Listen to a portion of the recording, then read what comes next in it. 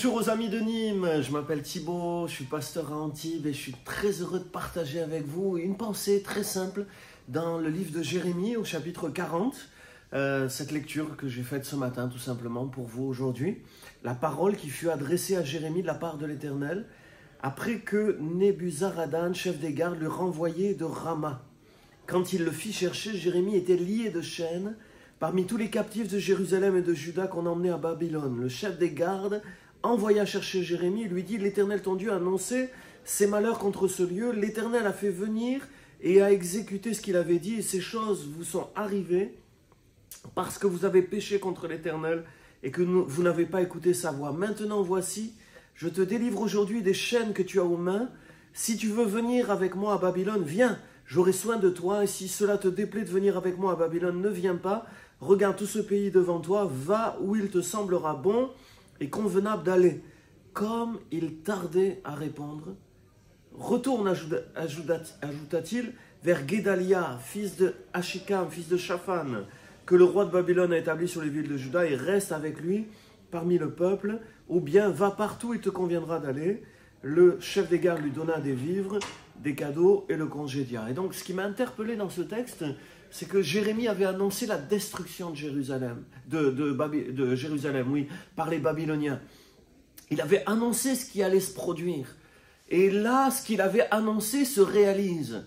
Et au moment où ça se réalise, il est au milieu des captifs.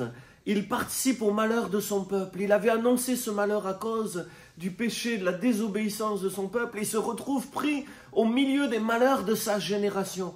Mais la grâce de Dieu, c'est qu'à cause, en raison de sa fidélité, parce qu'il avait annoncé fidèlement ce message, alors qu'il avait toutes les autorités contre lui, on lui avait ordonné d'arrêter, d'annoncer quelque part la défaite du peuple de Dieu. Il a annoncé la défaite, c'était terrible. Mais il est resté fidèlement sur ce que Dieu lui avait dit. Si vous ne repentez pas, c'est la défaite qui va venir. Et parce qu'il a persévéré dans la vérité, dans la fidélité, un des chefs des Babyloniens va venir le retirer. Il est parmi les captifs, mais il y a comme une providence qui va venir. Il a subi lui aussi le malheur de son peuple, mais il y a une providence qui va l'extraire du milieu des captifs et qui va lui donner un avenir différent.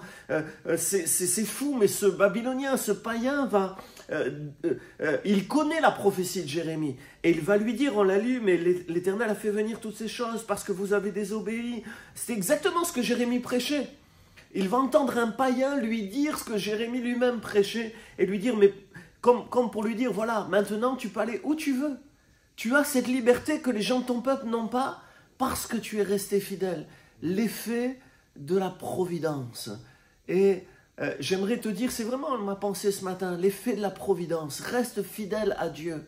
Reste fidèle à Dieu. Et quand tout s'écroulera, quand le malheur s'abattra autour de toi, tu ne seras pas insensible, tu ne seras pas à 100% préservé de tout ce qui se passera dans ta génération. Mais au milieu même de la sécheresse, parce que tu auras pris racine dans le Seigneur, tu porteras du fruit, alléluia, et le Seigneur interviendra providentiellement. Dernière chose que je veux partager sur ce texte qui m'a vraiment interpellé, c'est que quand le chef de Babylone là, lui dit « mais tu peux aller où tu veux », le texte dit que il était un peu, comment dire, il ne savait pas quoi faire, il ne savait pas quoi décider, il ne savait pas quoi répondre. Le verset 5 dit « comme il tardait à répondre ».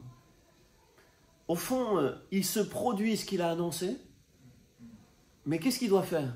Il doit aller avec les Babyloniens qui vont bien le traiter, il doit rester en Israël mais qui est détruit. Qu'est-ce qu'il doit faire?